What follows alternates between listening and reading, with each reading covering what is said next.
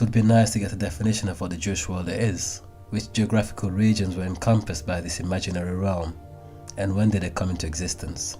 As a matter of fact, the historical account is that there is no Jewish world. The global Jewish population prior to 1948 was in fact dispersed and divided along the lines of geographical, historical and ethnic lines. They do not share the same outlook on world history, nor have all Jews inherited the same traumatic experiences that continue to haunt the European Jews, who now make up the vast majority of those who reside in the Zionist state of Israel. The Jewish world, if ever there was such a thing, includes three main categories of people. They are the Mizrahim, the Sephardic, and the Ashkenazi, who are often known as the Hasidic Jews. The first category are the Mizrahim, also known as the Oriental Jews. These people originate primarily from Iraq, Persia, and Yemen, but can often be found in North Africa in regions such as Morocco. The Mizrahim have never left the Middle East or North Africa, and continue to inhabit the various regional enclaves and lands in and around Palestine, as they have since the beginning of biblical times. They are by no means to be confounded or equated with the European Jewish community. This is a mistake that is far too often perpetuated by the masses, and only serves to give European Jews an instrument of deception that many Zionists use to cloak and conceal their real identity and true origins, thereby claiming legitimacy and a right to the ancestral inheritance of the true Jews. The Mizrahim Jewish community has had a long history and record in Muslim Arab society. They lived among Muslims for over 1400 years and share many customs and traditions with neighboring Arab tribes.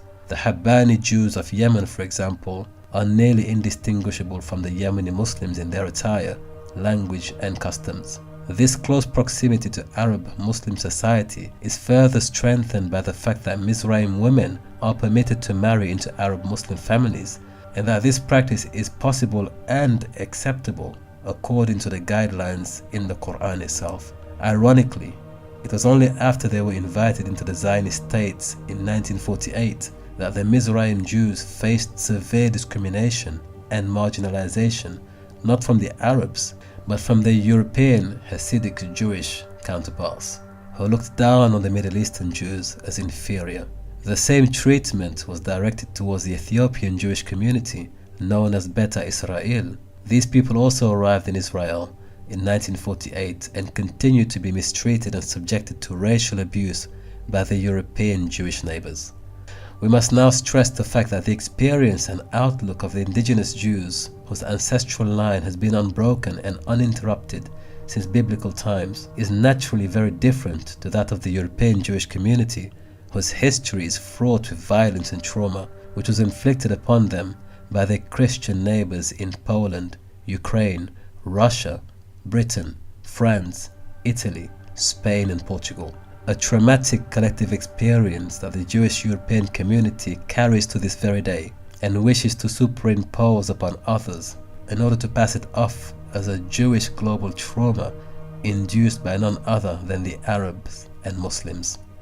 This, of course, is a false narrative and must be dismantled.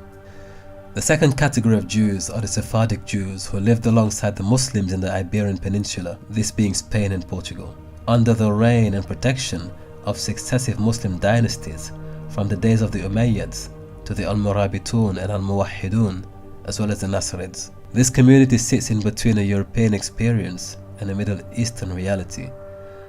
Again, the outlook and experience of these Jews is very different to that of the European Hasidic Jewish counterparts. During the waves of persecution in medieval Europe, many Sephardic Jews found a refuge in Muslim lands, as they were forced to convert to Catholicism or face expulsion from Spain after 1492.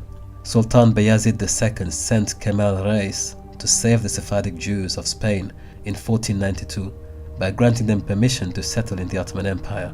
Moses bin Maimun, also known as Maimonides or Rambam, was a Sephardic Jewish philosopher scholar who became one of the most prolific and influential Torah scholars of the Middle Ages. In his time, he was also a preeminent astronomer and physician, serving as the chief personal physician of Sultan Salahuddin. He was born in Cordoba during the Almoravitun dynasty and became the head of the Jewish community in Egypt where he died and is now buried in Fustat.